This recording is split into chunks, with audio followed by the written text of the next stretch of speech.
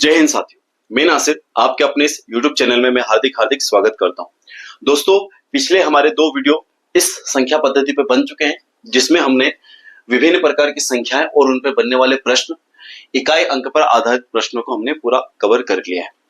सारे के सारे एग्जाम ओरिएंटेड है। आप जाकर अगर आपने उस वीडियो को नहीं देखा है तो आप उन दोनों वीडियो को देखिए और कमेंट करके बताइए कि आपको वो वीडियो कैसा लगे। इस लेक्चर में हम लोग 4 टाइप को हम लोग यहाँ पे कवर करेंगे। किस किस को? जानवर पर आधारित, मतलब जानवरों पर आधारित क्वेश्चन हम लोग यहाँ कवर करने वाले, भाग की लंबी विधि पर आधारित क्वेश्चनों को हम लोग कवर करने वाले, अंक आधारित प्रश्न को भी हम लोग यहाँ पे कवर करेंगे, गुणा भाग तथा जोड़ घटाव पर आधारित प्रश्न को भी हम लोग यहाँ पे कवर करेंगे। ठीक है, चलिए इसको शुरू करते हैं बिना देरी के। सबसे पहला हमारा टॉपिक रहेगा जानवरों पर आधारित प्रश्न। चलो चलते हैं। Animal based questions. इसका पहला जो क्वेश्चन हमारे सामने है वो ये रहा।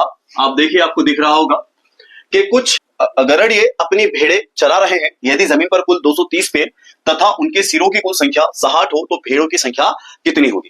ठीक है, इंग्लिश में some shepherd are grazing their ships if the total number of feet on the ground is 230 and the total number of their heads is 60, then what will be the number of ships? भेड़ों की संख्या हमको बतानी है। अब दोस्तों, इसमें हम लोग क्या करेंगे, सबसे पहले हमारा जो कॉन्सेप्ट है, पहले उस कॉन्सेप्ट को समझेंगे, उसके बाद मैं आपको कहां ले जाऊंगा, इसकी ट्रिक पे ले जाऊंगा। तो इसको पूरी तरीके से देखना। पहले मैं कॉन्सेप्ट समझा देता हूं कि बाई चांस अगर आप ट्रिक भूल भी जाएं तो आपको कॉन्सेप्ट काम आ जाए। ट्रिक से आप मात्र 5 सेकंड के अंदर इसका आंसर पा लोगे। कितने सेकंड में? सिर्फ 5 सेकंड में आप इसका आंसर प्राप्त कर लोगे। लेकिन पहले कॉन्सेप्ट समझ लेते हैं हम लोग के कॉन्सेप्ट क्या है इसका। चलिए, मेरे पास में भेड़ है और उनको चराने वाले लोग हैं।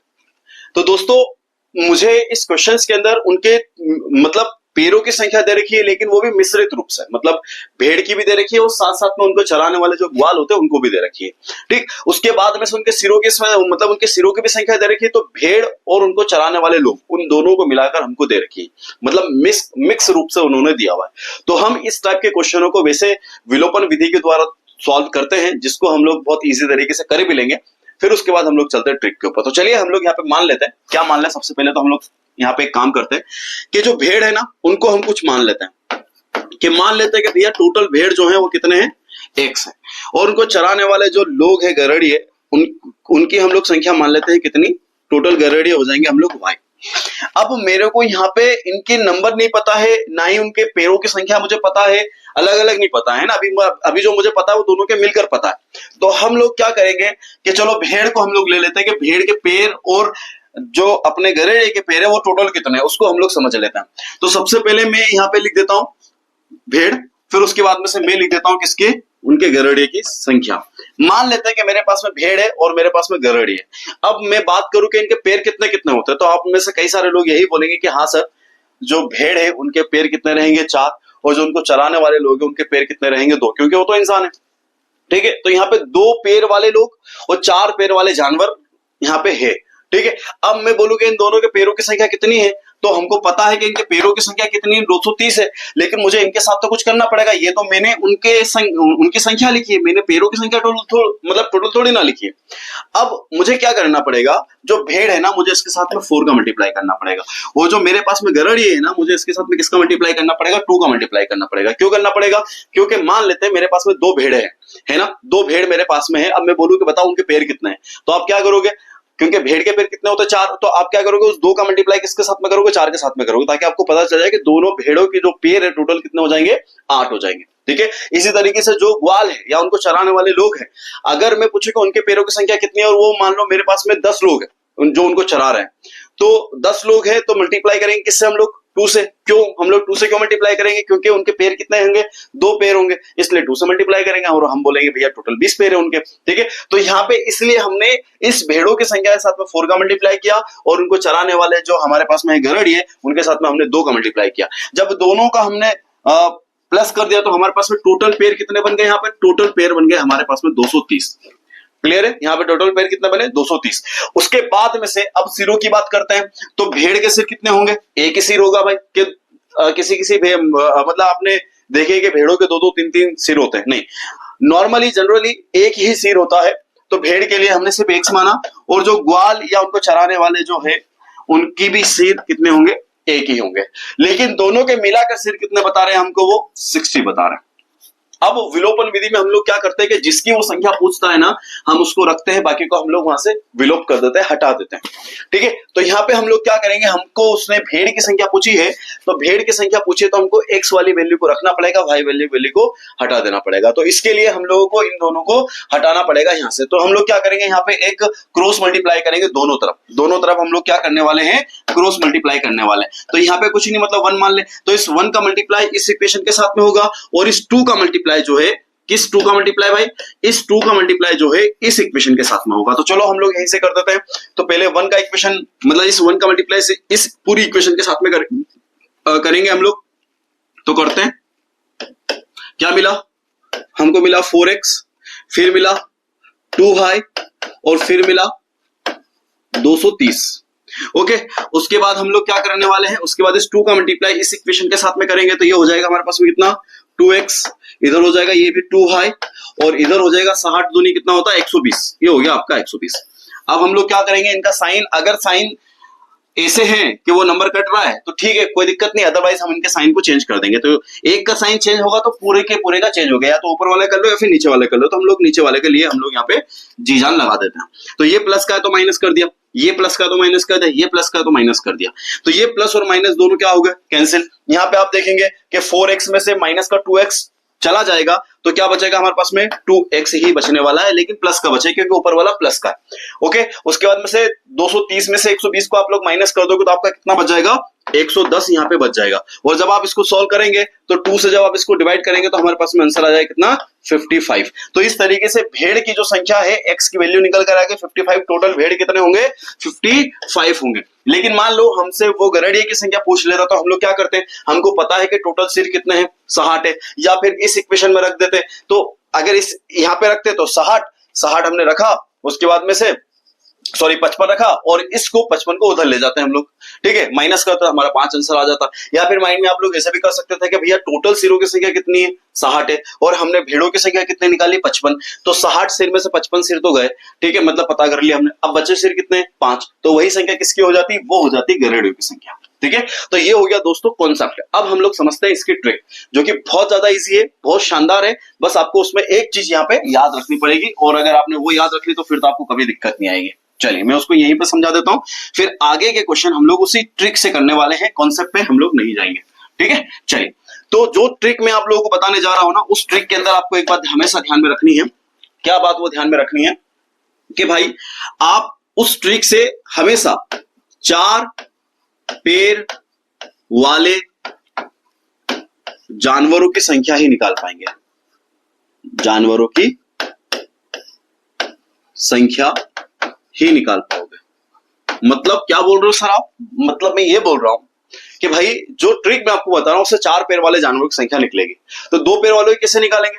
अरे मेरे भाई, जब 4 पैर वालों की निकल जाएगी तो 2 की तो निकाले लोगे ना, कि नहीं निकलेगी, वो निकल जाएगी। ठीक है, तो क्या ट्रिक है, तो उसकी ट्रिक ये है कि जितने भी हमको पैर दे रखे हैं ना, उस पैर को डिवाइड कर दो किससे, 2 से। उस पैर को किससे डिवाइड कर दो, 2 से हम लोग उसको डिवाइड कर देंगे, और जो सिर दे रखा है उसको माइनस कर दो, जो सिर दिए हैं ना उसको माइनस कर दो। चलिए हम लोग सॉल्व करके देखते हैं। मैंने क्या कहा कि 4 पैर वाले जानवर निकलेंगे, जिसके भी 4 पैर होंगे ना वो निकल जाएंगे। ठीक है, अब इतना तो आपको समझ पड़ती है कि 4 पैर किसके हो सकते हैं, किसके नहीं हो सकते, इतना तो समझ पड़ेगी। ठीक है, तो 4 पैर वाले जानवरों की संख्या हम लोग निकालेंगे। कैसे निकालें, सबसे पहले हमको क्या लिखना है, पैर। पैर कितने हैं इसके, 230 पैर है। ये मैंने लिखा 230 बटे में कितना लिखा, 2। और सिर कितने हैं भाई, सिर है आपके पास में 60, तो ये मैंने लिख दिया यहाँ पे 60। अब मैं इसको कर रहा हूं सॉल्व। जब मैं इसको सॉल्व किया तो 2 एकम 2, 2 एकम 2 है ना, उसके बाद 2 पंजे 10, यानी कि क्या आया, 115 माइनस 60। बताओ कितना बचेगा, 55 बच जाएगा, ये 55 बच गया। तो 55 किसकी संख्या निकल गई, भेड़ों की संख्या निकल कर आई। अब अगर मुझसे वो गरेड़ियों की संख्या पूछता, हम लोग क्या करते, 60 में से 55 को माइनस कर देते, आंसर आ जाता हमारा 5। आ गया समझ में। चलिए बढ़ते हम लोग आगे। ये क्वेश्चन है, देखिए, एक पेड़ पर कुछ तोते बैठे हैं, पेड़ के नीचे बकरियां चल रही है, उनके सिरों की कुल संख्या 35 तथा पैरों की कुल संख्या 90 हो तो तोतों की संख्या ज्ञात कीजिए। अब आप खुद यहां पे डिसाइड कीजिए कि भैया बकरियों के पैर कितने हैं और तोतों के पैर कितने हैं।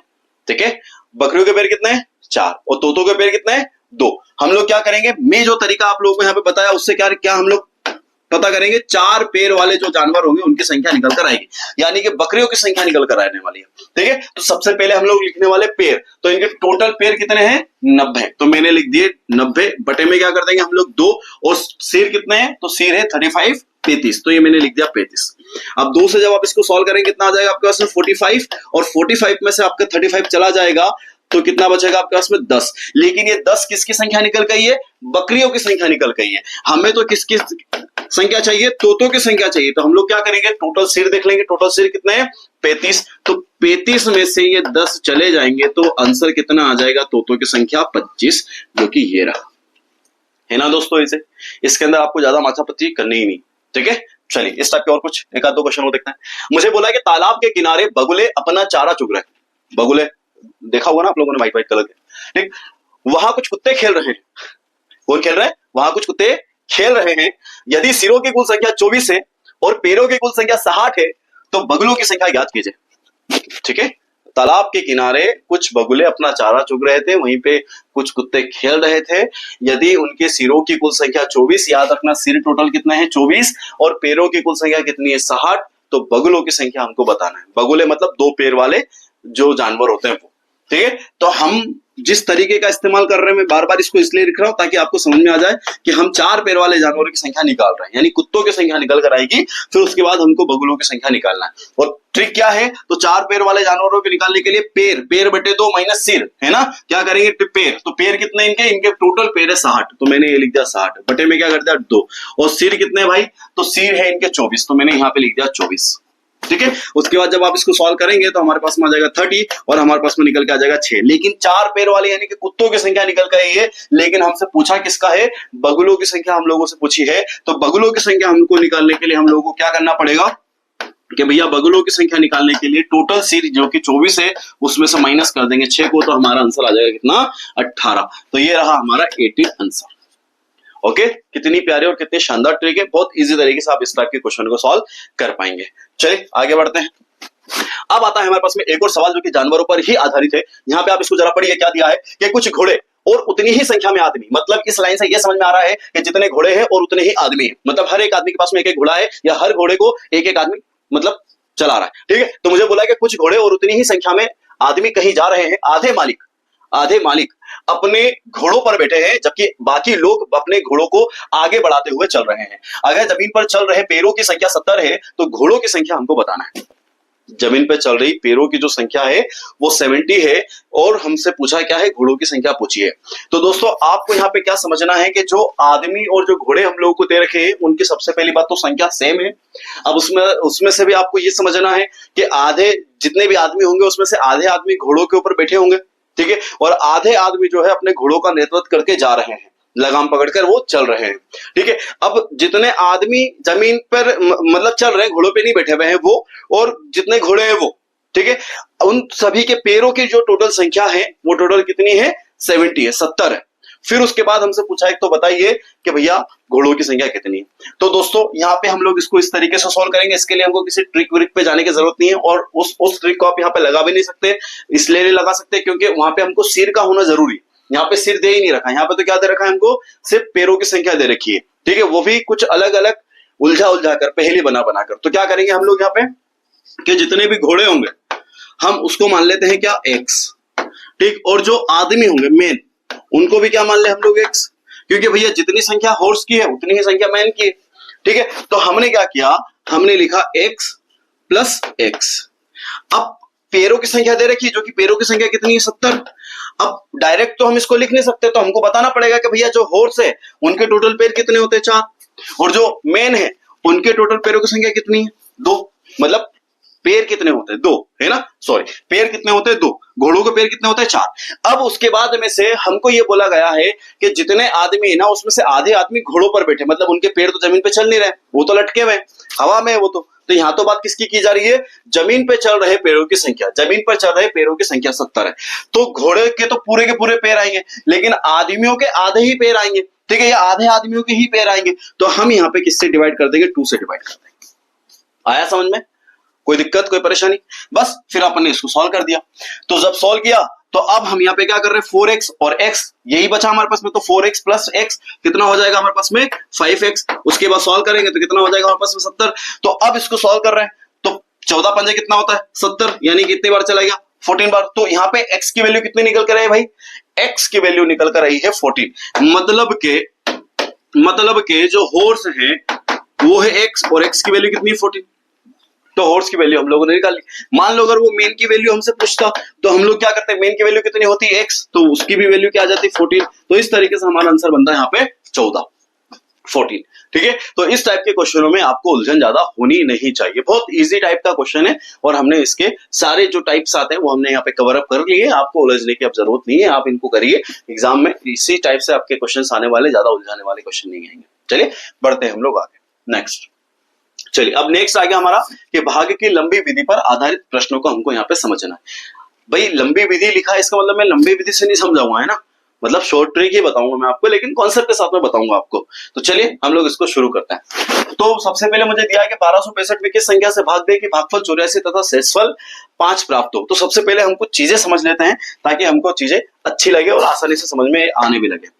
तो क्या चीज मैं आपको समझाना चाहता हूं, मैं ये चीज आपको समझाना चाहता हूं प्यारे दोस्तों कि आपने कभी ना कभी भाग किया होगा।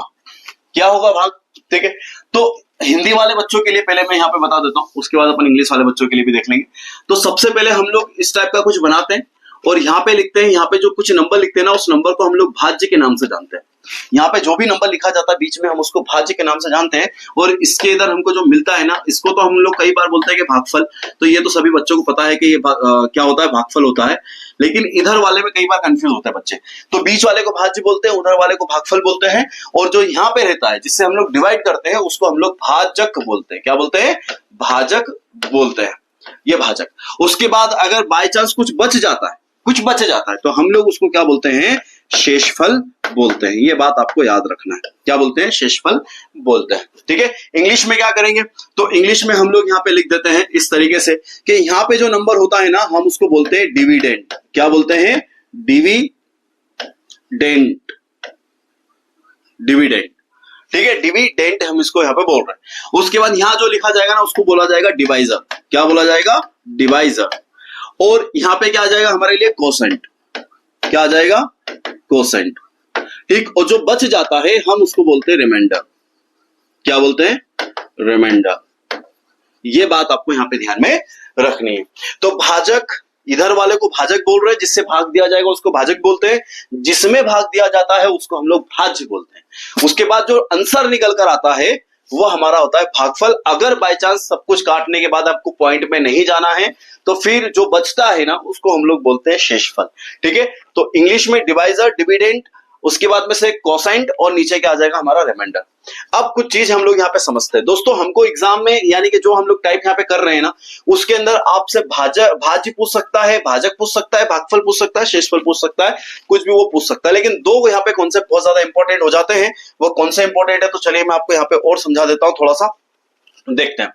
देखो, अगर मुझे भाज्य निकालना हो, अगर मुझे क्या निकालना हो, भाज्य निकालना हो, तो मैं क्या करूंगा कि मुझे इधर जो डिवाइजर दे रखा है ना और इधर जो डिविडेंड दे रखा है और इधर जो मुझे कोसेंट दे रखा है, ठीक है, मैं यहाँ पे हिंदी में कर देता हूं ताकि सभी को समझ में आ जाएगा। ये मैंने लिखा यहाँ पे भाजक, ठीक है, यहां लिखा मैंने भाज्य और यहां लिखा मैंने क्या, भागफल, और यहां लिख देते हैं हम लोग शेषफल। इंग्लिश में भी मैं लिख देता हूं डिवाइजर, यहां पर लोग देते हैं डिविडेंड, और यहां लिख देते हैं हम लोग कोसेंट। ठीक है, और यहां हो जाता है हमारा रिमाइंडर। ठीक है, ये रिमाइंडर।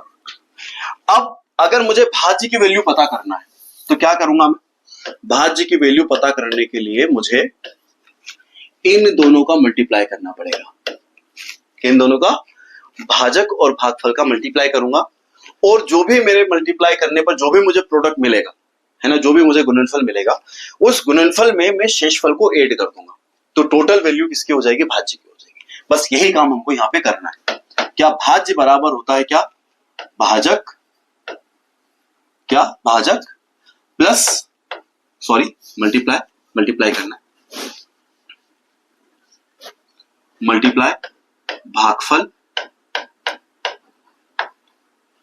और प्लस क्या करेंगे हम लोग, शेष, प्लस क्या करेंगे, शेष।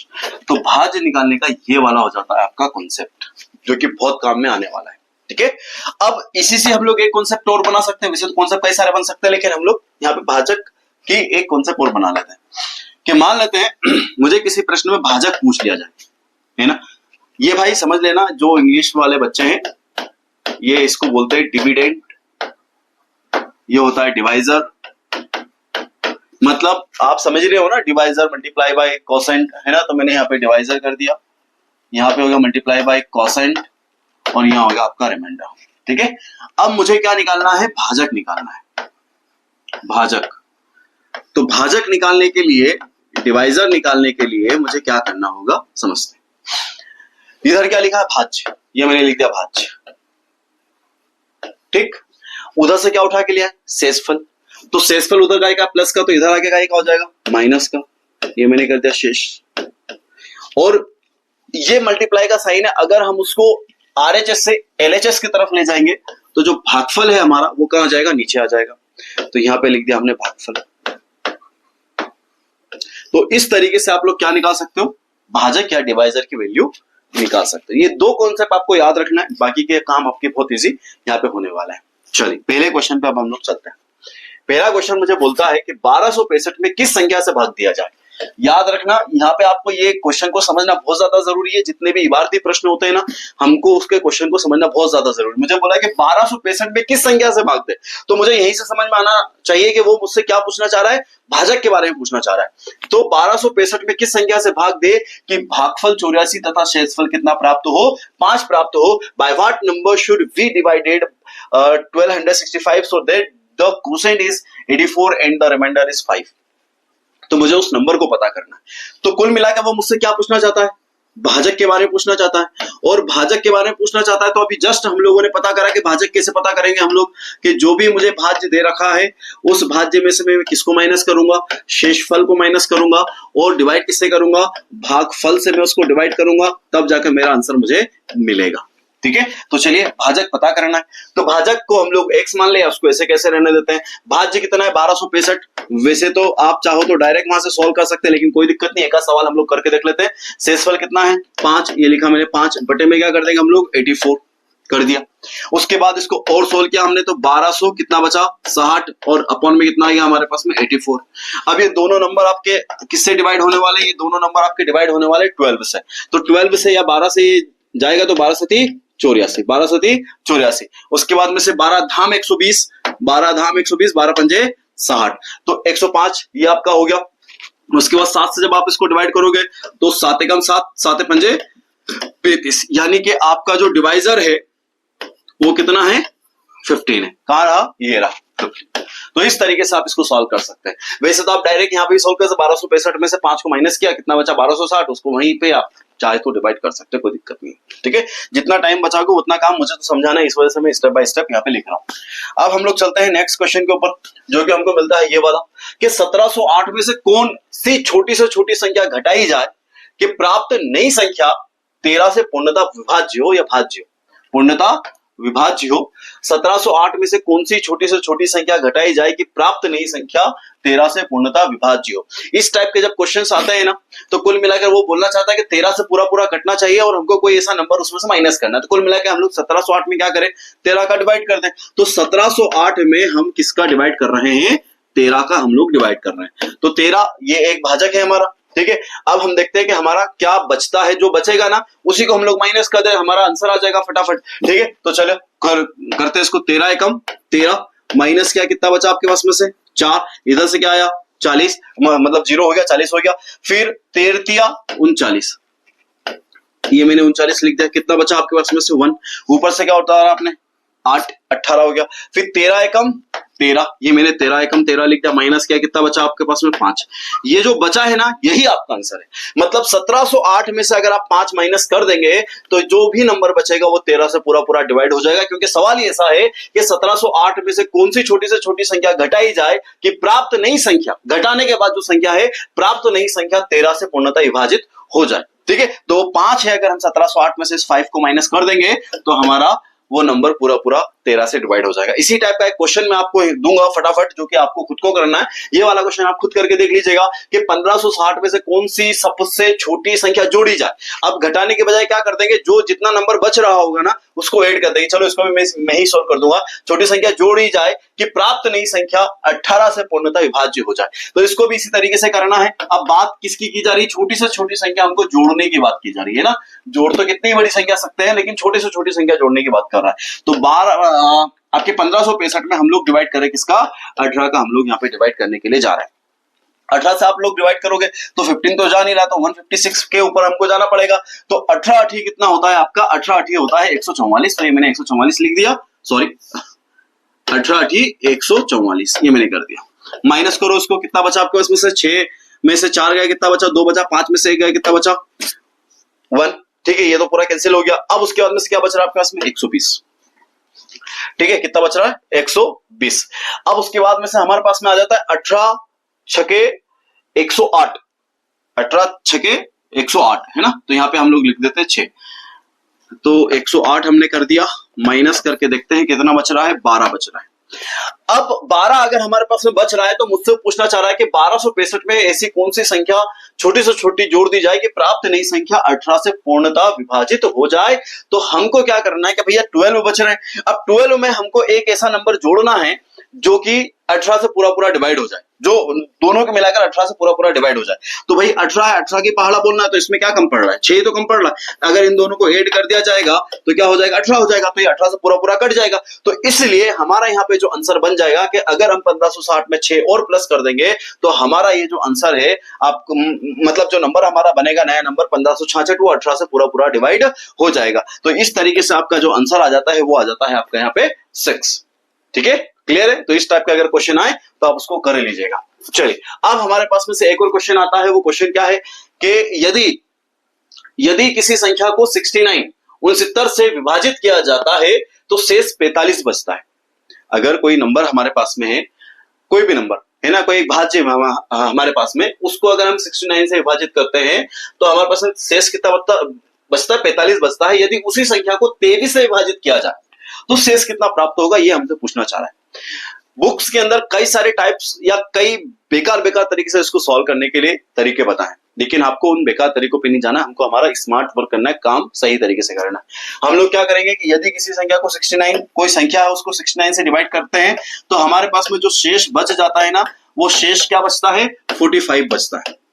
ठीक है, अगर उसी संख्या को अगर हम लोग 23 से विभाजित करते तो शेष कितना प्राप्त होता। तो इसमें हमको क्या करना है, इसमें हमको जो नेक्स्ट हमको डिवाइड करने के लिए जिस नंबर से डिवाइड करने के लिए बोल रहा है ना, तो उस नंबर से हमको डिवाइड करना है। लेकिन किसमें डिवाइड करना, हमको पूरी संख्या में करने की जरूरत नहीं, जो शेष बच रहा है ना उससे डिवाइड करना है। क्योंकि आप देखिए ये 69 और 23 में कुछ ना कुछ रिलेशन होगा, यानी कि जो 69 और 23 की टेबल के अंदर आता है। ठीक है, मतलब वो नंबर आपके इसके मतलब इस जितनी बार इससे कट रहा है ना, उससे 3 गुना इससे कटेगा और बचेगा लास्ट में कुछ ना कुछ जरूर बचेगा। ठीक है, तो कुल मिलाकर हम लोग यहाँ पे ये कहना चाहता हूं, मैं इसको ज्यादा आपको कंफ्यूज करना नहीं चाहता हूं कि 69 से हमको कोई लेना देना नहीं है। इस प्रश्न के अंदर हमको जो शेष बचता है उससे लेना देना है, और जिससे जो उसी संख्या को जो नई संख्या से विभाजित करने के लिए बोल रहा है उससे हमको लेना देना है। तो हम इस 45 में इस 23 से डिवाइड करेंगे। तो चलो कर देते हैं, 45 डिवाइडेड बाई कितना, 23। जब सोल्व किया तो 23 से कम 23 एक ही बार जाएगा। ये कितना बच रहा है आपके पास में, यहाँ पे 22 बच रहा है। यही आपका आंसर हो जाएगा, बस इससे ज्यादा आपको कुछ करना ही नहीं।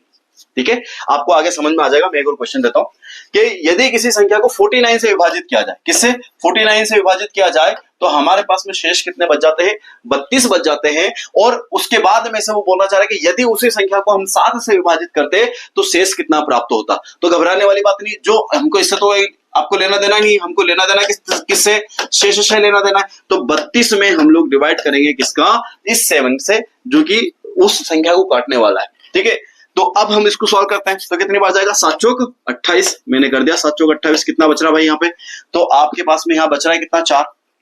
बस यही आपका आंसर, जो बचता वही आंसर हो जाता है। तो इस टाइप के क्वेश्चनों में आपको उलझने की जरूरत नहीं है, बहुत इजी क्वेश्चंस होते हैं, बहुत नॉर्मल क्वेश्चन होते हैं, हम लोग इसको अच्छे तरीके से कर सकते हैं। चलिए आगे बढ़ते हैं। अब हमारे पास में आता है कि भाग के एक प्रश्न में हाँ, ये क्वेश्चन थोड़ा सा बढ़िया है, इसको थोड़ा सा आप लोग करके देखिएगा। मैं आपको इसको समझाते चला जाता हूं, करते चले जाते हैं, है ना। भाग के एक प्रश्न में भाजक भागफल का 5 गुना, जो भाजक है मतलब जो आपका डिवाइजर है वो कोसेंट का क्या है 5 गुना है, लेकिन शेषफल का 2 गुना है। कोसेंट का 5 गुना है ये डिवाइजर, लेकिन रिमाइंडर का कितना गुना है 2 गुना है। फिर मुझे बोला कि यदि शेष 30 हो तो भाज्य का मान ज्ञात कीजिए। यदि शेष, हमको रिमाइंडर की यहाँ पे वैल्यू दे रखी है जो कि कितनी है 30 दे रखी है, और क्या पूछा है भाज्य का मान ज्ञात कीजिए। भाज्य मतलब डिविडेंड, है ना, भाज्य का मान ज्ञात करना है, ये क्वेश्चन हमको दिया हुआ है। तो चलो भाई हम लोग इसको कर लेते, कोई दिक्कत वाली बात नहीं। भाज्य की वैल्यू पता करने के लिए हमको पता ही है कि भाज्य को हम लोग निकाल कैसे सकते हैं। भाज्य बराबर होता है भाजक, है ना, भाजक, फिर होता है क्या भागफल, और फिर होता है क्या शेष।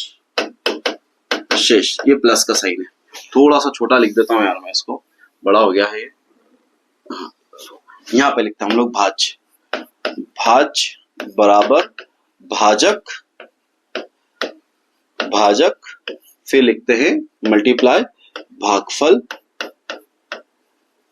और प्लस कर देते हैं किससे, शेष से प्लस कर देते हैं। ये हम लोग कॉन्सेप्ट यहाँ पे लगाने वाले हैं। तो सबसे पहले तो हम लोग को पता ही होना चाहिए कि डिवाइजर कितना है, कोसेंट कितना है, क्योंकि जब तक हमको भाजक नहीं पता होगा, भागफल नहीं पता होगा, शेषफल नहीं पता होगा, तब तक हम लोग काम ही नहीं कर पाएंगे। ये तो अच्छी बात है कि यहाँ पे हमको शेषफल की वैल्यू दे रखी है, जो कि कितनी दे रखी है 30। शेषफल की वैल्यू कितनी दे रखी है 30 मुझे दे रखा है यहाँ पे। तो चलो हम लोग इसको सॉल्व कर देते, कोई दिक्कत वाली बात नहीं, बहुत ईजी काम हमारे यहाँ पास हो जाएगा। तो अगर मैं इस 30 को यहाँ पे रख दूं किस जगह पर, रिमाइंडर की जगह पर, तो क्या हो जाएगा मेरे पास में आपका जो डिवाइजर है उसकी वैल्यू हमको पता चल जाएगी। चलो हम लोग रख के रखते हैं, यहां से इसको हटाते हैं, अपन भाज्य की वैल्यू पता करना है, इसको देखेंगे। तो divisor is equal to 30 into 2। क्यों रखा भाई मैंने 30, क्योंकि ये वाली इक्वेशन हमारी बन रही है। तो यहां से हमको डिवाइजर मिल जाता है कितना 60। डिवाइजर कितना मिल जाता है 60। ये क्या है हमारा, याद रखना, ये क्या है हमारा डिवाइजर, भाजक है ना, डिवाइजर। अब उसके बाद में से कोसेंट की वैल्यू चाहिए मुझे, तो कोसेंट में हमको डिवाइजर की यहाँ पे वैल्यू पता चल चुकी है। तो अब हम लोग इस इक्वेशन की बात करने वाले हैं। यहाँ पे क्या करेंगे हम लोग यहाँ पे काम करेंगे कि जो डिवाइजर है 60 उसको रखा, फिर रखा कोसेंट, फिर मल्टीप्लाई किया 5 से। अब जब इसको सॉल्व करेंगे तो हमारे पास में निकल के आ जाए कितना 12। तो ये जो 12 निकल के आया है, ये 12 क्या है कोसेंट, हमारा काम हो गया। हमने पूरा काम बहुत इजी तरीके से यहाँ पे कर लिया। इसको भी मैं तरीके से बताऊंगा, लेकिन आप इसका कॉन्सेप्ट तो समझे पहले, ठीक है। तो अब मैं इसको यहाँ पे रखने के लिए जा रहा हूं। तो मेरे पास में जो भाजक है वो कितना निकल के आया 60, भागफल कितना निकल के आया आपका 12, और शेषफल कितना था, तो शेषफल था हमारे पास में 30, ठीक है। अब हम इसको सॉल्व कर रहे हैं, तो 12 कितना होता है 72, ये 0 ऐसा कैसा, प्लस क्या कर दिया आपने 30। अब इसको सॉल्व किया तो 750, ये आपका आंसर निकल कर आया है। कहां है 750, ये रहा आपका 750। इस तरीके से आप इसको सॉल्व कर सकते हैं, जो कि बहुत इजी तरीका है। ये भी एक इजी तरीका है जिसमें हमको पता था। अब इसी को हम लोग ट्रिक से कर सकते हैं। कैसे कर सकते हैं, मतलब कॉन्सेप्ट यही लगाएंगे, लेकिन इसमें कुछ काम करने वाले जिसमें हमको इतना सब कुछ लिखने की जरूरत ना पड़े। और अगर आप इसको समझ ही गए तो फिर तो कोई दिक्कत वाली बात नहीं, आप तो इसको क्वेश्चन में ही सॉल्व कर लेंगे। तो वही क्वेश्चन में सॉल्व करने का तरीका मैं आपको यहाँ पे बताने के लिए जा रहा हूं। चलिए नेक्स्ट पेज पे हम लोग चलते हैं। जैसे अभी हम लोगों ने देखा कि हमको भाज्य की मान पता करने के बारे में पता था कि भाज्य कैसे निकाल सकते हैं। तो भाजक मतलब डिवाइजर, और उसके बाद में से भागफल मतलब कोसेंट, और प्लस क्या करेंगे हम लोग इसके साथ में शेष। शेष हम इसमें शेषफल जो है उसको ऐड कर देंगे। तो हमको ये पता था कि जो भाजक है ना वो जो भाजक है ना वो शेष का 2 गुना है, ठीक है। मतलब ये तो कितना हो गया 30। तो हमको भाजक पता करना है, तो भाजक पता करने के लिए हमने क्या कर दिया 30 इंटू 2, तो हमको निकल के आ गया कितना 60, ठीक है। और जो भाजक था ना वो भागफल का 5 गुना है। जो भाजक है वो भागफल का 5 गुना, तो भाजक तो हमने निकाले कितना हो गया हमारा 60।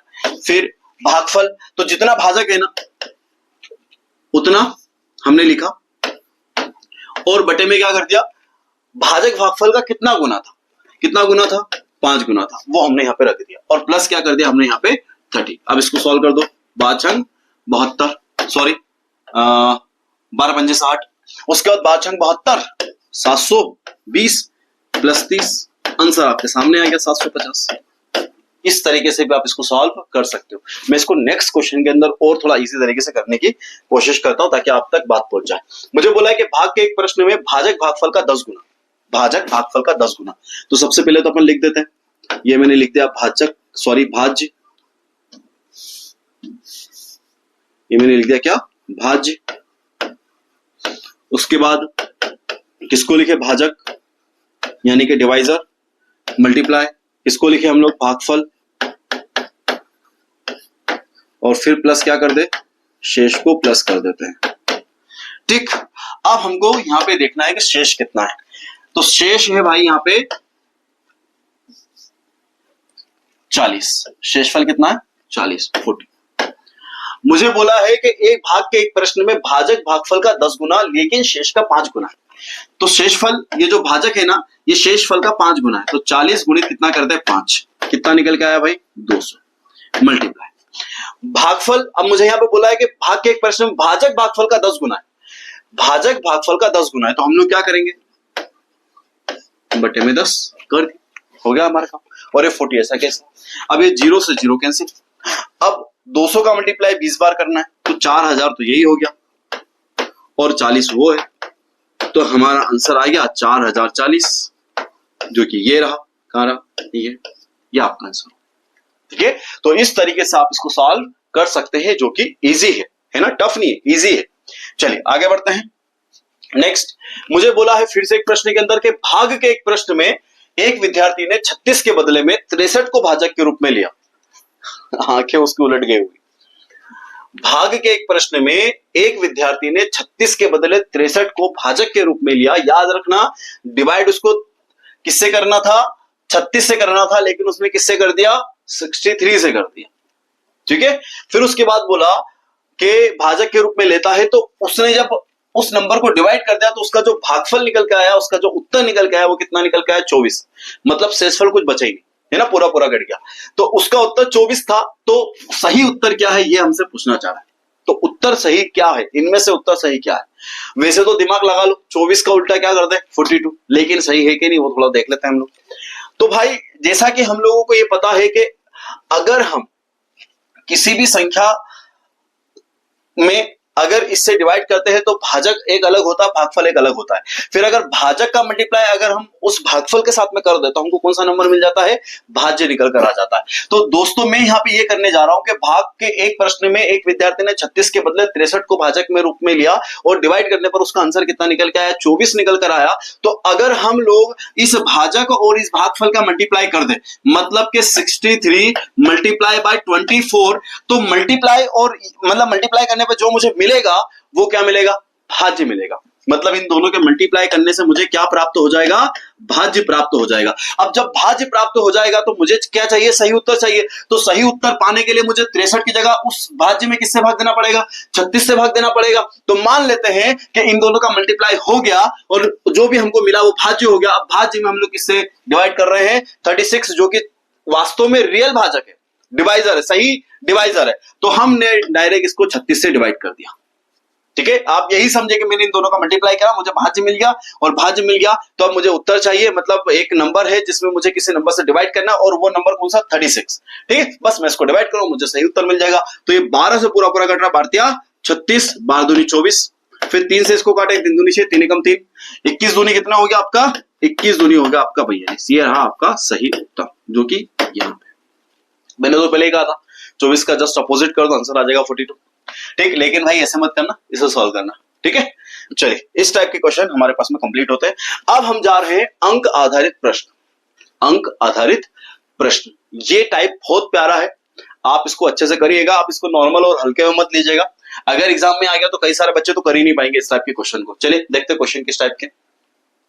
क्वेश्चन है आपके सामने कि यदि 2 अंकों वाली संख्या का योग 12 है और अंकों को उलटने पर बनी संख्या मूल संख्या से 18 अधिक है, तो ज्ञात कीजिए कि वह संख्या कौन सी। क्या बोलना चाह रहा है कि यदि 2 अंकों की या 2 अंकों वाली संख्या का योग, मतलब 2 अंकों वाली संख्या जो कि इनमें से कोई होगा। ठीक है, 2 अंकों वाली संख्या का योग 12 है और अंकों को उलटने पर, मतलब जैसे मान लो 75 हमारा आंसर आता है, तो एक ये है और इसको उलट दिया जाए तो कितना 57। ठीक है, तो ये नया नंबर हो जाएगा। तो उलटने पर बनी संख्या मूल संख्या, मूल संख्या मतलब ओल्ड नंबर, ओल्ड नंबर है ना। तो उलटने पर बनी संख्या, तो ये जो बनी संख्या नहीं है, न्यू नंबर है, और मूल संख्या मतलब ओल्ड नंबर है, ठीक है, से 18 अधिक है, मतलब उलटने पर जो संख्या बनेगी ना वो अपनी मूल संख्या से ओल्ड नंबर से 18 अधिक हो जाएगी। तो ज्ञात कीजिए कि वह संख्या कौन सी है। ये क्वेश्चन तो बहुत इजी हो गया। इसको हम लोग दोस्तों इस टाइप के जब भी क्वेश्चन आ जाए ना, यहाँ पे क्या दे रखी है आपको, शर्त कंडीशंस दे रखी है।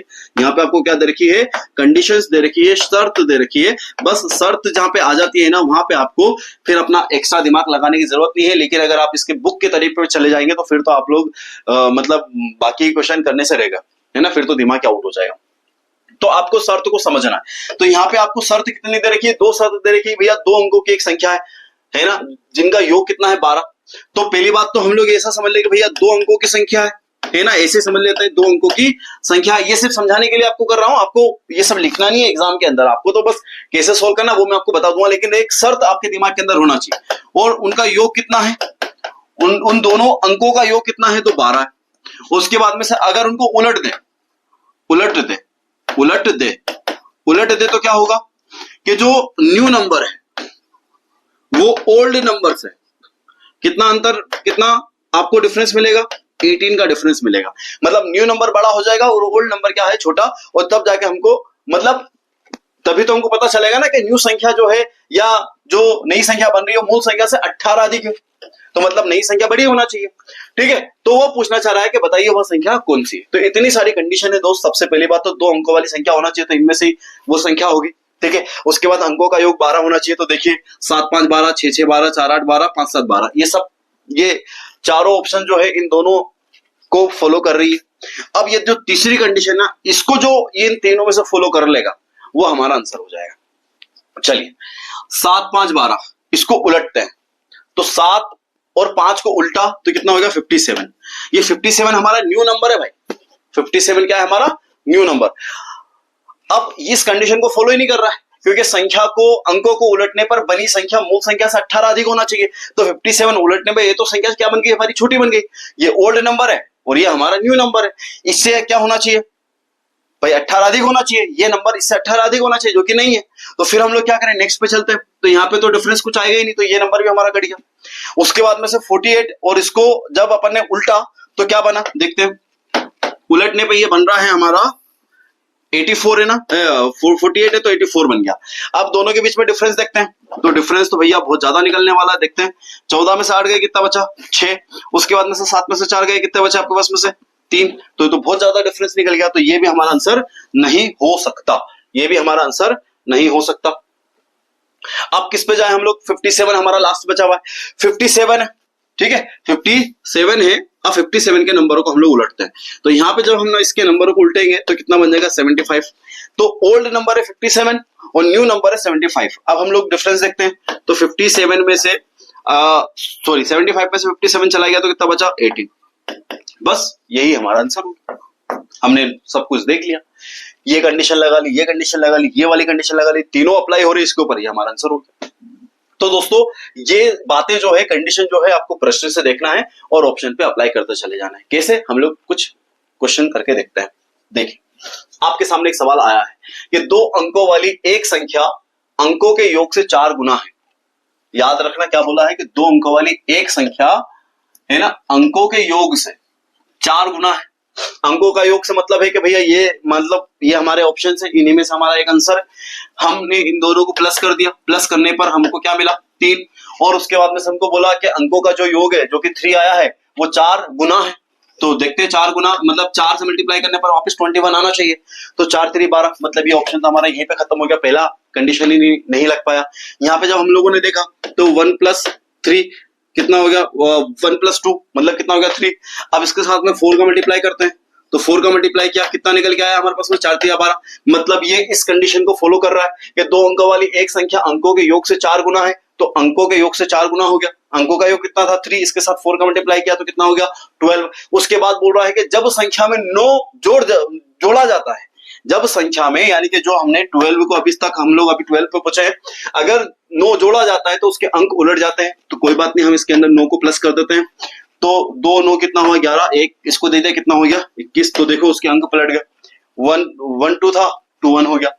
उसके बाद क्या बोला, वह संख्या कौन सी है, तो बस हमारा क्वेश्चन ही सोल्व हो गया। क्या आंसर है हमारा, 12। बाकी को सोल्व करने की जरूरत ही नहीं, आप चाहो तो करके देख लो। ठीक है, तो इस तरीके से आप इसको सॉल्व कर सकते हैं। आगे बढ़ते हैं तो हमको मिलता है कि एक संख्या दो अंकों से बनी है। यहां पर भी आपको बात ध्यान देनी है कि एक संख्या दो अंकों से बनी है, यह अंकों के योग का 7 गुना है। अंकों के योग का 7 गुना है, तो सबसे पहले हम लोग इसी पे चलते हैं।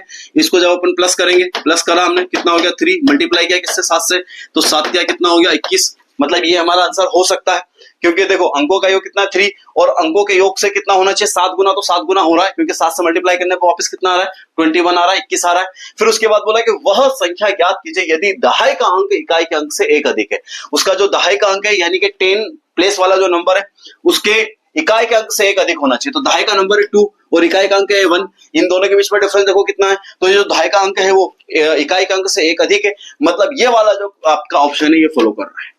ये हमारा क्वेश्चन सॉल्व हो गया। कितने इजी तरीके से हमने यहाँ पे काम कर लिया। अगर समझ में नहीं आए ना दोस्तों तो आप मुझे कमेंट बॉक्स में आप अपना सवाल पूछ सकते हैं, कोई दिक्कत वाली बात नहीं है। ठीक है, चलिए आगे बढ़ते हैं। अब एक और संख्या आपके सामने है कि दो अंकों वाली एक संख्या में दहाई का अंक इकाई के अंक से एक अधिक है। दो अंकों वाली एक संख्या में दहाई का अंक इकाई के अंक से एक अधिक है। मतलब दहाई का अंक इकाई के अंक से, मतलब ये ऑप्शन तो नहीं है, ये वाला, इसमें तो 2-3 का डिफरेंस है, ये वाला हो सकता है कि 32 जो है आपके, मतलब ये दहाई का अंक है और ये इकाई का अंक है, इससे एक अधिक हो गया है, तो ये पहले वाले काम कर गया, तो दोनों संख्याओं का योग 5 है, दोनों संख्या का योग 5 भी हो गया। वह संख्या ज्ञात कीजिए, तो वो संख्या 32 है भाई। सॉल्व कर दिया, कंडीशन बेस्ड क्वेश्चन थे, हमने कर दिया सॉल्व, कोई दिक्कत नहीं। ठीक है, अब हम लोग चलते हैं गुणा भाग तथा जोड़ घटाव पर आधारित क्वेश्चन। अभी तक मैंने जो भी टाइप आप लोगों को पढ़ा है मुझे पूरी उम्मीद है कि आपको समझ में आ चुका होगा। ठीक है, अगर आपको समझ में आ चुका हो तो यार लाइक करने में देर नहीं करना चाहिए, फट से आपको लाइक कर देना चाहिए। ठीक है, चलिए अब हमारे पास में आया गुणा भाग तथा जोड़ घटाव पर आधारित प्रश्न, इसको हम लोग करके देखते हैं। इसमें हमको पहला वाला सवाल दिया गया है क्या कि एक संख्या को 3 से गुणा किया जाता है और उसमें से 10 घटाया जाता है, तो प्राप्त परिणाम को 7 से विभाजित किया जाए, अंत में 5 प्राप्त होता है, तो वो संख्या ज्ञात कीजिए। इस टाइप का नाम पढ़ लो भाई, गुणा भाग तथा जोड़ घटाव पर आधारित प्रश्न, इसलिए हमको इसको कंडीशन को सारे को फॉलो करनी पड़ेगी। मुझे बोला कि एक संख्या को, तो वो संख्या क्या मान ले हम लोग, x मान ले। वो संख्या क्या है, x है, उस संख्या को हम लोग x मान लेते, कोई दिक्कत नहीं, x मान लेते हैं। तो वो संख्या है x। एक संख्या को 3 से गुणा किया जाए, तो इसको 3 से गुणा कर देते हैं, 3x हो गया। फिर उसके बाद बोला है कि उसमें से 10 घटाया जाता है, तो इसमें से मल्टीप्लाई करने पर हम लोग 10 घटा देते हैं। फिर बोला है कि प्राप्त परिणाम को 7 से विभाजित किया जाता है, तो 7 से डिवाइड भी कर देते हैं। फिर उसके बाद बोला है कि अंत में 5 प्राप्त, तो मतलब डिवाइड करने पर हमको क्या प्राप्त होता है 5, भागफल कितना आता है 5। ये आपको ऐसे बनाना है। ठीक है, तो वह संख्या ज्ञात कीजिए। तो वह संख्या हम लोग कैसे पता करें, चलो निकाल लेते हैं। यहां से आपको इक्वेशन बनानी सीखनी है प्लस उसको सॉल्व करना सीखना है। चलिए, अब एक बात मैं यहाँ पे खास तौर पे बोल रहा हूं जो कि आपको समझ में आनी चाहिए कि बराबर एक तरफ है LHS, एक तरफ क्या है LHS और एक तरफ क्या है RHS। अब जब LHS का कोई डिवाइड वाला नंबर अगर उधर हम लोग मल्टीप्लाई कर देते हैं, मतलब इसका मल्टीप्लाई मैंने अगर इधर कर दिया तो ये नंबर यहां से हट जाएगा। मतलब इसका मल्टीप्लाई नीचे वाले का मल्टीप्लाई इधर करना है हमको, है ना। डिवाइड वाली चीज उधर जाके मल्टीप्लाई में कन्वर्ट हो जाती है, इस बात को ध्यान रखना। जैसे हम लोग जानते हैं ना कि प्लस की चीज उधर जाती है माइनस हो जाती है, माइनस की प्लस हो जाती है, मल्टीप्लाई की क्या हो जाती है डिवाइड हो जाती है, और डिवाइड की क्या हो जाती है आपकी मल्टीप्लाई। तो ये डिवाइड वाली चीज उधर का में हो गई, मल्टीप्लाई में हो गई। तो 7 पंजे 35, तो यहाँ पे हमने लिख दिया 3x माइनस 10 और उसके बाद में से 7 पंजे 35, ये मैंने कर दिया यहाँ पे 35। ठीक, अब उसके बाद में से 3x है, मैंने लिखा 3x। अब हम इस माइनस 10x को उधर ले जाएंगे। वैसे तो क्वेश्चन आप लोग यहीं पे सॉल्व कर सकते हो, बिना पेन चलाए आप इसका आंसर दे सकते हो, लेकिन फिर भी हम लोग इसको समझ लेना। अब ये 10 माइनस का है, उधर गया काय का होगा प्लस का, तो हमने यहाँ पे कर दिया 35 प्लस 10। अब उसके बाद में से इसको सॉल्व करते हैं, कितना बचा 3x इज इक्वल टू कितना हो गया 45। अब आपको तो पता ही है ये दोनों मल्टीप्लाई के अंदर है, तो मल्टीप्लाई के अंदर है तो आप इस बात को तो जानते होंगे कि क्या करना पड़ेगा हम लोगों को कि हम x को यहीं पे छोड़ देंगे और ये 45 है, ये 45 हमने लिखा और मल्टीप्लाई वाली चीज जब उधर जाएगी तो काय में होगी डिवाइड में होगी, तो ये जो 3 है वो इसके डिवाइड में चला जाएगा इस तरीके से। और जब आप इसको सॉल्व करेंगे तो आपका आंसर आ जाएगा कितना 15, जो कि ये रहा। ठीक है, इस टाइप के क्वेश्चन इजी होते हैं, इसमें ज्यादा दिमाग लगाने की जरूरत नहीं है। वैसे ये क्वेश्चन इसलिए करवाए जाते हैं ताकि बच्चा RHS और LHS का महत्व समझ सके, उसको कैसे क्या ले जाते हैं वो चीज वो समझ सके, ये इसका सबसे बड़ा इंपॉर्टेंस है। ठीक है, एग्जाम में आ जाए तो बहुत अच्छी बात, अगर नहीं आए तो कोई डरने वाली बात नहीं, ये तो सिर्फ हमको समझाने के लिए सीखने के लिए है चीज। ठीक है, चलिए इस टाइप का और भी एक क्वेश्चन हमारे सामने है कि यदि किसी संख्या को 5 से गुणा किया जाए, तो वही वाली बात हो गई यार, मैं डायरेक्ट यहाँ पे कर देता हूँ, किसी संख्या को 5 से गुणा कर दिया अभी मैंने, उसके बाद में से उसमें से 10 जोड़ा जाए तो मैं इसमें 10 जोड़ देता हूं, कोई दिक्कत नहीं। और परिणाम को 5 से विभाजित किया जाता है, तो परिणाम तो मेरे पास में कुछ आएगा ही नहीं, यही रहेगा परिणाम, तो इसको किससे डिवाइड कर दूं मैं, 5 से डिवाइड कर दूं। क्या जाए तथा मूल संख्या को घटा दी जाए। मूल संख्या मतलब क्या, मूल संख्या मतलब ओल्ड नंबर जिसको माना हमने x, वो हमने माना, तो मूल संख्या को हम लोग इसमें से घटा दें। तो क्या बोल रहा है, तो क्या प्राप्त होगा, अरे भाई सोल्व कर दे तो कोई दिक्कत नहीं।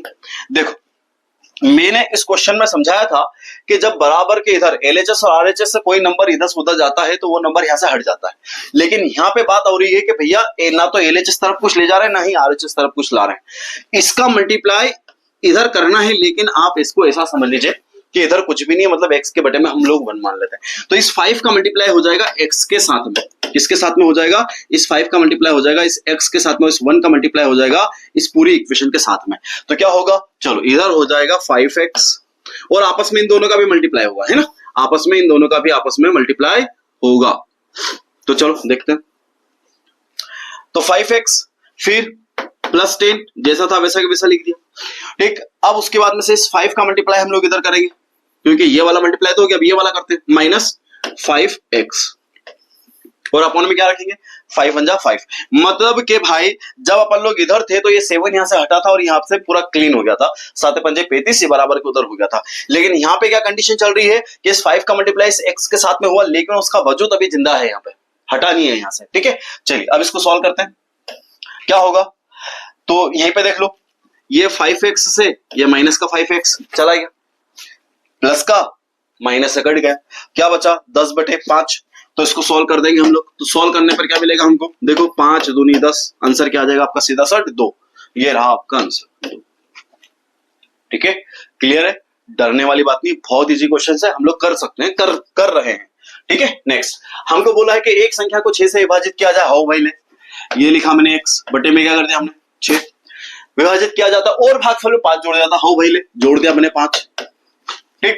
उसके बाद फिर मुझे बोला कि यदि योग को फिर 9 से विभाजित किया है, मतलब ये जो योग आया है उसको फिर 9 से विभाजित किया जाए, तो कर दो भाई, 9 से विभाजित कर दो, उसकी आखिरी इच्छा पूरी कर दो, हमने कर दी, तो योग को फिर 9 से विभाजित कर दिया जाए तो भागफल 1 प्राप्त होता, मतलब उसको उत्तर में क्या स्वर्ग मिलने वाला है, उस स्वर्ग में क्या मिला उसको 1 मिल गया, ये 1, तो वह संख्या बताओ आप। तो सबसे पहली बात यहाँ पे LHS और RHS दो टाइप की चीजें हैं, तो हम लोग कुछ काम कर लेते हैं यहाँ पे कि इस 9 का मल्टीप्लाई पहले इधर कर देते हैं, जब इस 9 का मल्टीप्लाई इधर हो जाएगा तो हम लोग क्या करेंगे, हमारे पास बच जाएगा x, है ना, इस 6 का भी मल्टीप्लाई इधर कर दो भाई, अपना काम थोड़ा इजी हो जाएगा, तो ये हो गया हमारे पास में x प्लस यहाँ पे ये क्या हो गया हमारे पास में से, अच्छा चलो रुको मैं आपको ज्यादा उलझाता नहीं हूं, चलो सबसे पहले इस 9 का मल्टीप्लाई किया हमने इधर, तो ये क्या हो गया हमारे पास में, क्या बच गया x अपॉन में 6 प्लस कितना हो गया 5 इज इक्वल टू कितना हो गया 9, ठीक है। अब उसके बाद में से इस 6 का मल्टीप्लाई इधर करेंगे, इधर करने वाले हम करने वाले हैं इस 6 का मल्टीप्लाई 5 के साथ में, तो कितना हो जाएगा x, है ना, फिर 6 पंजे 30 प्लस का 30 बटे में क्या है 6, देखो भाई मैंने इसका मल्टीप्लाई इसके साथ में क्या इसका वजूद रहेगा, इस बात का ध्यान में रखना है आपको, ठीक है। अपॉन में क्या लिखा हमने 6, इधर क्या करते हैं हम लोग 9, कुछ बच्चों को ये कलर दिख नहीं रहा होगा क्योंकि मुझे यहाँ पे थोड़ा सा दिक्कत आ रही है 9, तो ये मैंने यहाँ पे लिख दिया 9। अब एक तरफ LHS है एक तरफ RHS है, क्या करेंगे हम लोग इसको ले जाएंगे इधर, तो हम ले गए, क्या बचा हमारे पास में से x प्लस 30 और उसके बाद में से 6 नमा की कितना हो गया हमारे पास में 54 54, अब उसके बाद में से x को यहीं पे छोड़ दो, इस 54 है ये प्लस का 30 है उधर चला जाएगा माइनस का हो जाएगा, तो माइनस कर दो इसको कोई दिक्कत नहीं, तो x बराबर आपके पास में कितना हो गया 24, तो इस तरीके से आपने x की वैल्यू निकाली 24, जो कि ये रहा वो ऑप्शन। तो ये दोस्तों ये बहुत शानदार प्रश्न होते हैं, अगर ये आ जाता है ना तो गलत हो ही नहीं सकता, ये किसी से भी गलत होना भी नहीं चाहिए वैसे, ठीक है। चलिए अगर किसी से गलत हो रहा है तो मतलब वो बहुत बड़ा दुष्ट है, मतलब खतरनाक इंसान है वो, अगर उससे वो क्वेश्चन भी गलत हो रहा है वाला, तो चलिए बढ़ते अपन आगे। हमारे पास में आता है कि किसी संख्या के 8 गुना को, अब एक और सवाल आया है, किसी संख्या के 8 गुना को, 8 गुना मतलब वो 8 से गुना करना, 4 से भाग देने पर, 4 से भाग दे देते, मूल संख्या का 2 गुना घटा दे, मूल संख्या मतलब x और उसका 2 गुना मतलब 2x, घटा देने पर क्या प्राप्त होगा, अरे भाई चल ठीक है सॉल्व कर दो तो कोई दिक्कत नहीं, देखो 4 दूनी 8, क्या बचा 2x माइनस 2x, क्या आंसर आएगा 0, ये तो आंसर, ये रहा आपका आंसर 0, फट से कर दिया हमने, ठीक। चलो आगे बढ़ते हो। अब हमारे पास में एक और सवाल आ गया है। कुछ सवाल मैं आप लोगों को भी दूंगा, ये तो मैं कर देता हूं, इसके बाद कुछ सवाल मैं आप लोगों को दूंगा और उसके बाद अलविदा लूंगा, ठीक है। चलिए, किसी संख्या के 3/7 का, याद रखना का मतलब क्या होता है, मल्टीप्लाई। बोर्ड मास पढ़ा है ना, पहला वीडियो मेरे यहाँ पे जो समझ मतलब एक लंबा वीडियो मैंने जो पढ़ा है वो बोर्ड मास पे ही है। बोर्ड मास अगर आपने पढ़ लिया ना तो मैथमेटिक्स की रीढ़ पकड़ लोगे आप, और अगर किसी चीज की रीढ़ पकड़ा जाती है ना तो वो पूरी अपने काबू में आ जाती है। तो बोर्ड मास इस पूरे मैथ की रीढ़ है, आपको आना चाहिए बोर्ड मास, अच्छे तरीके से आना चाहिए। अच्छे अच्छे बच्चे जो कि बहुत अच्छा कैलकुलेशन करते हैं, उनका दिमाग बहुत चलता है, वो बच्चे भी कई बार कैलकुलेशन में गलती कर देते हैं। वजह ओवर स्मार्ट और बोर्ड मास का ज्ञान नहीं होना सही तरीके से, ठीक है। तो बोर्ड मास का ज्ञान होना बहुत जरूरी है भाई, इस बात का ध्यान रखना। तो सबसे पहली बात बोला कि किसी संख्या के, कोई संख्या क्या मान ले, हम एक्स मान ले, उस संख्या के 3/7 के मतलब मल्टीप्लाई 3/7 का, इसका भी मल्टीप्लाई क्या होगा 1/4, फिर का 2/5 भाग 15 के बराबर है, ये लिख दिया। वह संख्या क्या है, बस सॉल्व कर दो, काम हो जाएगा हमारा। कर दो, 2 दूनी 4 हो गया हमारा काम। इस LHS से उधर की संख्या को काट सकते हैं, दोनों अगर अंश में हो, न्यूमरेटर में हो, तो 3 पंजे 15, ये कट गया। अब उसके बाद में से क्या करेंगे, मल्टीप्लाई कर दो, 7 पंजे 35, ये जितने भी अपॉन में है वो उधर कहां चले जाएंगे, मल्टीप्लाई में चले जाएंगे, ठीक है। तो 5 दूनी 10, 7 पंजे 35, तो भाई चलो ठीक है, तो बहुत अच्छा काम हो गया। 5 इधर का 5 लिखा है, फिर 7, फिर 2, फिर 5, देखो 7 पंजे 35 है ना, 5 दूनी 10, 35 और 10 का मल्टीप्लाई करोगे तो क्या हो जाएगा 350 आपका आंसर आ जाएगा। तो इस तरीके से हमने इसको सॉल्व कर लिया, ये भी हो गया हमारा क्वेश्चन सॉल्व, ठीक है। चलिए, नहीं आए समझ में तो कमेंट बॉक्स में बेझिझक डाल देना, आंसर दूंगा मैं आपका, ठीक है, सवाल का जवाब जरूर दूंगा। आगे बढ़ते हैं। 1/2, 1/3, 1/4 संख्याओं का योग उस संख्या से 4 अधिक है। बहुत बढ़िया, किसी संख्या का 1/2, 1/3, 1/4 संख्याओं का योग उस संख्या से 4 अधिक है, संख्या ज्ञात करना है। कोई बात नहीं भाई, हमको ये काम करना पड़ेगा। एक संख्या का 1/2 प्लस उसी संख्या का 1/3 प्लस उसी संख्या का 1/4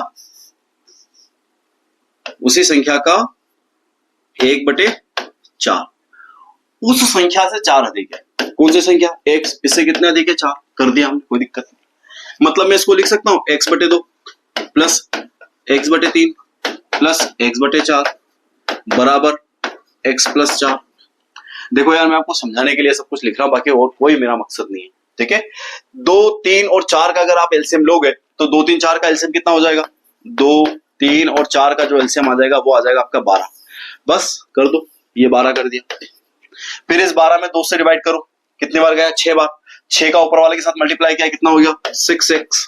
फिर उसके बाद में से इस 12 में 3 से आप डिवाइड करो, कितना हो जाएगा 3 चौक 12 और 4x। फिर इस 12 में 4 से डिवाइड करो, कितनी बार जाएगा 4 तिया 12, 3 बार गया 3x, मल्टीप्लाई कर दिया हमने उसके साथ। इधर क्या कर दिया हमने x + 4। उसके बाद इस 12 का मल्टीप्लाई हमको इधर करना है, तो कर देते हैं, कोई दिक्कत वाली बात नहीं। और इन सबको प्लस भी करना है हमको, तो 6, 4, 10 और 3, 13, ये मैंने लिखा 13x बराबर 12x + 4, तो ये मैंने लिख दिया 12x प्लस 12 का मल्टीप्लाई कर रहे हैं अपन, है ना, 12x 12 चौक 48, तो ये मैंने यहाँ पे कर दिया 12 चौक 48। उसके बाद क्या करेंगे, 13x में से 1x चला गया तो कितना बचेगा आपके पास में से x बचेगा, और इधर कितना आ जाएगा 48। ये मैंने यहाँ पे कॉन्सेप्ट समझा दिया। कुल मिलाकर मैं यहाँ पे ट्रिक की बात अभी इसलिए नहीं कर रहा हूँ क्योंकि मैं चाहता हूँ कि आप इस पूरी प्रोसेस को समझे कि हुआ कैसे, इस पूरी प्रोसेस को समझे कैसे हुआ है। उसके बाद एक फ्रैक्शन का मैं टॉपिक लेके आऊंगा, उस फ्रैक्शन में मैं आपको ये सब कुछ समझाने की यहाँ पे कोशिश कर दूंगा, सब कुछ समझाऊंगा मैं आपको फ्रैक्शन के अंदर कि कैसे इसको करते हैं, क्योंकि फ्रैक्शन के कई सारे लोगों को ट्रिक नहीं, लेकिन मैं आपको ट्रिक बताऊंगा, अच्छी ट्रिक बताऊंगा, ठीक है, बढ़िया शानदार ट्रिक बताऊंगा। लेकिन अभी ये प्रोसेस पूरी समझ लीजिए आप, तो ये प्रोसेस आपको समझना है, देन हम लोग बढ़ते हैं आगे नेक्स्ट क्वेश्चन के लिए। ये क्वेश्चन मैं आपके ऊपर छोड़ रहा हूं, ये क्वेश्चन मैं चाहता हूं कि आप लोग खुद करें और मुझे इसका आंसर कमेंट बॉक्स के अंदर दीजिए। और दोस्तों देखो ऐसा है, आगे कोई क्वेश्चन बचा है क्या, आगे कोई क्वेश्चन नहीं बचा। तो दोस्तों देखो ऐसा है कि मेरा अगर पढ़ाने का तरीका आप लोगों को समझ में आ रहा है, आपको अच्छा लग रहा है, तो मैं आप लोगों से एक रिक्वेस्ट करना चाहता हूं कि देखिए दोस्तों, अभी मेरे सब्सक्राइबर भी कम है, बहुत सारी चीजें हैं मेरे साथ में, बहुत सारे चैलेंजेस हैं। तो दोस्तों ज्यादा से ज्यादा लोगों तक इसको पहुंचाइए और लाइक कमेंट शेयर जो भी आप कर सकते हो आप करिए, और बेल आइकन को जरूर आप लोग ऑल पे कर लेना ताकि मैं जब भी नया वीडियो बनाऊं तो आप तक वो जल्दी से जल्दी आप तक पहुंच सके। ठीक है, चलिए आज के लिए इतना ही, मिलते हैं नेक्स्ट वीडियो के अंदर। धन्यवाद दोस्तों, थैंक यू।